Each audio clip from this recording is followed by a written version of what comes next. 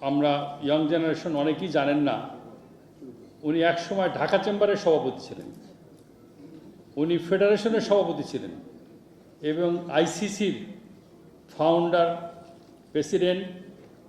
নিঃস্বার্থভাবে একজন সৎ মানুষ, কোনো দলের উনি কোনো নেতা কর্মী না, উনি নির্দলীয় নিরপেক্ষ একজন মানুষ, সবার কাছে গ্রহণযোগ্য, যার কারণেই সমস্ত ব্যবসায়ীকে উনি ঐক্যবদ্ধ করতে পেরেছেন।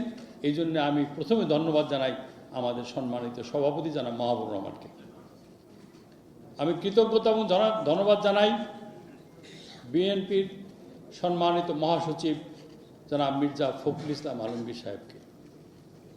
আমি ধন্যবাদ জানাই আমাদের শ্রদ্ধেয় শিক্ষক, কারণ আমি যখন ঢাকা ইউনিভার্সিটির ছাত্র, স্যার তখন টিচার, আমি অ্যাপ্লাইড ফিজিক্সের, স্যার ফিজিক্সের।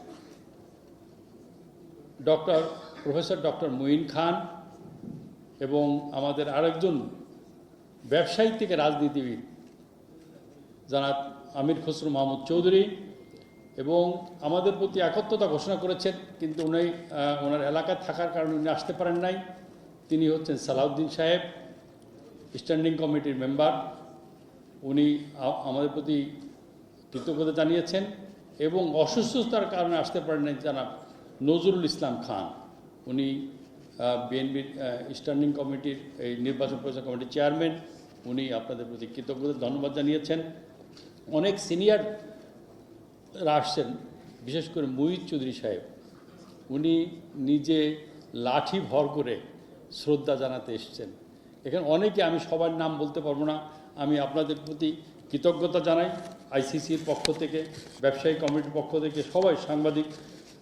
আজ আমরা গভীর শ্রদ্ধা ভালোবাসার সঙ্গে স্মরণ করছি সাবেক প্রধানমন্ত্রী বেগম খালেদা জিয়াকে, যিনি বাংলাদেশের গণতন্ত্র, জাতি উন্নয়ন এবং জনগণের অধিকার প্রতিষ্ঠার আন্দোলনে এক গুরুত্বপূর্ণ ভূমিকা রেখে গেছেন।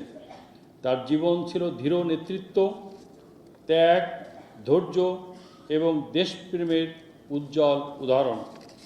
তার স্মৃতির প্রতি সম্মান জানিয়ে আমরা ব্যবসায়িক মহল এই অঙ্গীকার পুনর্ব্যক্ত করছি যে আমাদের সকল প্রয়াস ও দায়িত্ব বাংলাদেশ ও তার মানুষের কল্যাণের জন্য নিবেদিত থাকবে। আমরা দোয়া করি আল্লাহ রাব্বুল আলামিন তাকে জান্নাতের সবচেয়ে দামি জান্নাতুল ফেরদৌস দান করুন এবং তার সংক্ষপ্ত পরিবারকে ধৈর্য শক্তি দান করুন।